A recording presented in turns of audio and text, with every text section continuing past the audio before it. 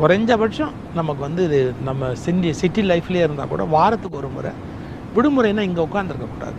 எங்கேயாவது ஒரு காட்டுக்கு போயிடணும், ஏதோ ஒரு மலைப்பகுதிக்கு போயிடணும், ட்ரெக்கிங் போயிட்டு வரணும், இல்லை ஒரு மரத்தையாவது கட்டி பிடிச்சிட்டு உட்காந்துருக்கணும். ஒரு 15 நிமிஷமாவது எந்நேரமும் இந்த செல்ஃபோனோட மண்ணடிக்கிறதுக்கு ஒரு மரத்தை கட்டி பிடிச்சிட்டா தூங்கலாம், ஒன்றும் தப்பு கிடையாது.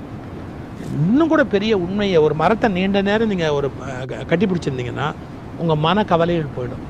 மரம் ஒரு 100 வருஷம் வாழ்ந்தது, அது ஒரு உயிர், அது நம்ம மனசில் இருக்கிற வேதனைகளை வாங்கிக்கக்கூடிய சக்தி உடையது அது.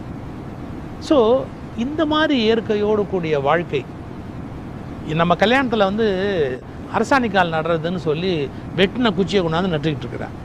அந்த காலத்தில் திருமணத்தில் நிஜமாகவே ஒரு மரம் நட்டிருக்காங்க. ஒரு மரத்தை நட்டு தான் கல்யாணம் பண்ணுவாங்க எந்த சுபகாரியத்துக்கும். அது மாதிரி இயற்கையோடு என்னென்ன தொடர்பை ஏற்படுத்தி கொண்டாலும் மன அழுத்தம் ரொம்ப குறையும்.